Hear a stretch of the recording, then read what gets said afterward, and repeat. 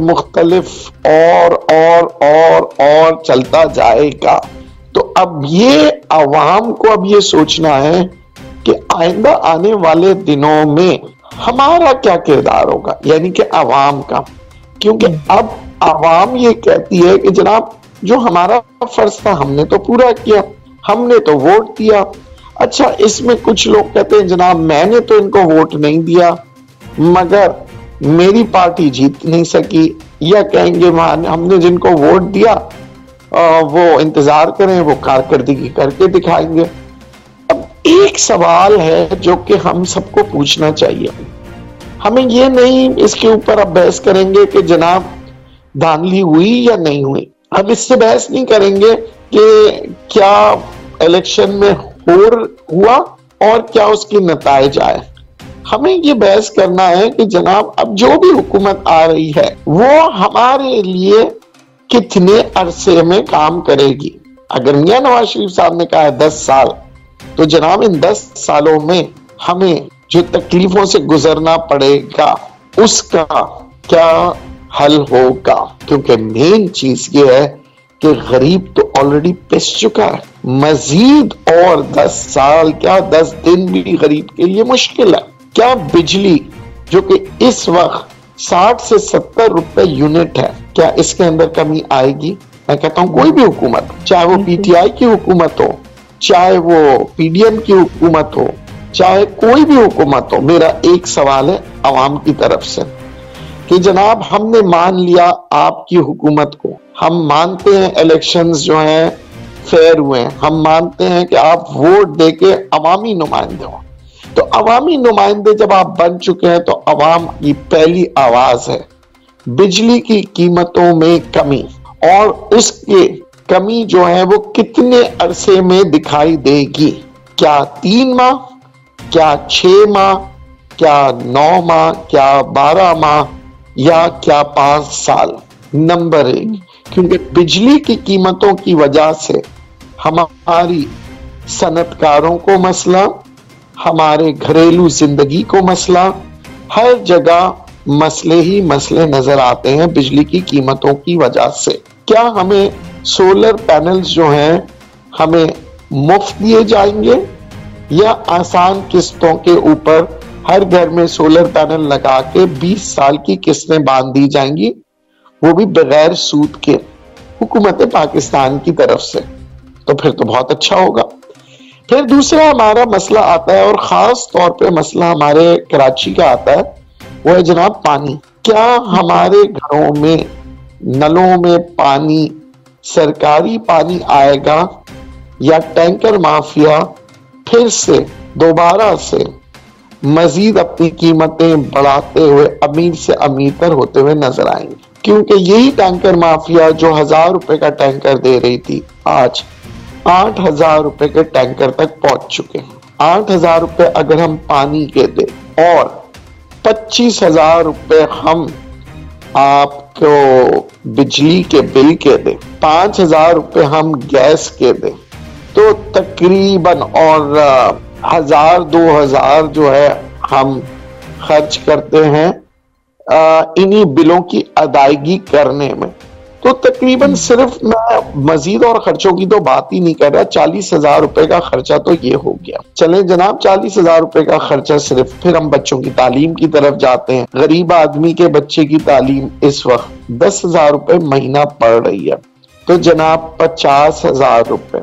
गरीब आदमी बीमार होता है तो अगर हम अंदाजे के मुताबिक है तो एक माह में 10,000 रुपए उसका भी खर्चा आ जाए, तो कुल मिला के अभी तक 60,000 तो ये हमने आपको बता दिए।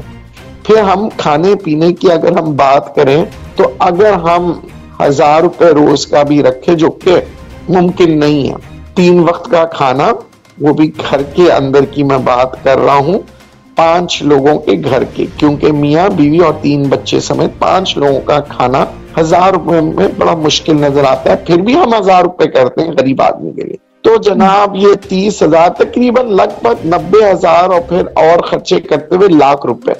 तो क्या हमारी आइंदा आने वाली जो हुकूमत है जो कि कुछ दिन के अंदर आ जाएगी, क्या बेसिक तनख्वाह 1 लाख रुपए रखेगी? क्या मजदूर की जो तनख्वाह होगी, जो गरीबों की, वर्कर की मैं बात कर रहा हूं, लेबर की, 1 लाख रुपए महीना तनख्वाह होगी? जो कि नामुमकिन नजर आ रही है आपके बजट को देखते हुए। आपकी तनख्वाहें 25,000 रुपए हैं, 5,000 बढ़ा दी गई तो 35 होगी। अगर डबल भी कर दे, 50,000 भी कर दे, तब भी आप अपना घर नहीं चला सकते, क्योंकि आपके अखराजात, मैंने जो लाख रुपए के अखराजात बताए, ये मैंने किसी अमीर घर के अखराजात नहीं बताए। इसके अंदर मैंने बहुत सी चीजें नहीं बताई हैं, क्योंकि यहाँ तो मैंने मियाँ बीवी और 3 बच्चे, मगर 2 बूढ़े माँ बाप जिनकी बीमारी का खर्चा, जिनके देखभाल का खर्चा, और फिर उसके बाद मैंने वो खुशियों के खर्चे नहीं बताए हैं कि ईद के कपड़ों के जोड़े, मैंने वो रमजान में जो है इफ्तार और सहरी के अखराजात नहीं बताए हैं इसके अंदर, मैंने वो ईद के जोड़ों के साथ साथ फिर कभी अचानक से फौतगी हो जाती है, उस फौतगी के खर्चे नहीं बताए, क्योंकि यहाँ पाकिस्तान में फौतगी भी बहुत महंगी हो चुकी है, क्योंकि कब्र से लेकर सोयम के खाने तक और शामियाने और कुर्सी लगाने तक और माजरत के साथ दीनी लोगों को बुलाने के लिए बहुत से मदरसों से जब आप बच्चे बुलाते हैं तो वो भी बिरयानी की प्लेट और सुजुकी का किराया समेत अच्छे खासे पैसे बन जाते हैं। फिर उसके बाद मैंने ये भी नहीं लगाया कि जनाब एक गरीब आदमी शादी कैसे करेगा, ये मैंने लाख रुपए के अंदर ये शादी के अखराजात नहीं बनाए। तो क्या हम आने वाले दिनों में किस बदतरीन दौर में जाएंगे या नहीं जाएंगे? क्योंकि जनाब सूरत हाल कुछ अमीरों की मैं इस वक्त बात नहीं कर रहा, गरीबों की मैं बात कर रहा हूं। मैं सफेद पोश लोगों की बात कर रहा हूं, जो हमारे आसिफ साहब अक्सर कहते हैं कि जनाब अपने इर्द गिर्द के सफेद पोश लोगों का ख्याल रखिए, क्योंकि वो सड़कों पे भीख मांगने नजर नहीं आते और ना ही वो किसी से हाथ फैलाते हैं। तो क्या वो सफेद पोश लोग जिंदा रहने का हक रखते हैं या नहीं, ये सवाल है मेरी हुकूमतों से। मैं चाहूंगा, मैं सबसे पहले मुबारकबाद दूंगा तमाम उन लोगों को जो जीते, तमाम उन लोगों से ये बात मैं सिर्फ हुकूमत से नहीं बल्कि ऑपोजिशन से भी कहूंगा, क्योंकि उनका नारा सिर्फ ये नहीं होना चाहिए कि इमरान खान को लाओ या ना लाओ, उनका नारा ये होना चाहिए कि इंसानों के हुकूक के लिए उनकी जरूरत का सामान लाओ। मैं कह रहा हूं एक कैदी के पास वो सारी चीजें हैं मगर आजाद के पास नहीं। इमरान खान साहब को खाना मुयस्सर होगा, वो कैद में उनको मिलेगा, उनकी जिम्मेदारी बनती है जेलर की, मगर जो आजाद घूम रहे हैं क्या उनको खाना मिलेगा और उनकी जिम्मेदारी कौन उठाएगा? कैद में जो शख्स है उसकी जिम्मेदारी तो जिन्होंने कैद किया है, हुकूमत ने जो सजाएं दी हैं, उनको खाना मिलेगा, उनको कपड़ा मिलेगा, उनकी बीमारी का इलाज का सब खर्चा दे रही होगी हुकूमत। मगर एक आम आदमी जो आजाद घूम रहा है उसे ये नहीं पता होगा कि सुबह का नाश्ता उसको कौन देगा, उसे ये नहीं पता होगा कि दोपहर का खाना कौन देगा, उसे ये नहीं पता होगा कि रात को वो सुकून से सो सकेगा या नहीं, उसके बच्चों की जिम्मेदारी कौन उठाएगा, उसकी बीवी की जिम्मेदारी कौन उठाएगा। ये बड़ी अहम बातें हैं।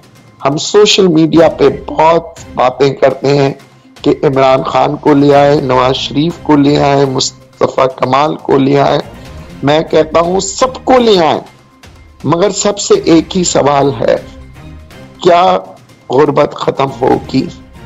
क्या जो आप लोग सबने वादे किए हैं वो वादे पूरे होंगे? क्योंकि अवाम ने अपना वादा पूरा किया, अवाम ने भरपूर तरीके से वोट दिया, वोट जिसको भी मिला, मैं कहता हूं कि आप उसके मैंडेट को तस्लीम करें। फिर क्या हमें दोबारा से आपस में लड़वाया जाएगा? क्या हमारे इदारों को बुरा भला कह के हमें उनका दुश्मन बनाया जाएगा? क्या हम अपने ही मुल्क के अंदर हम ये सोच सकेंगे कि हमारे बच्चे को एक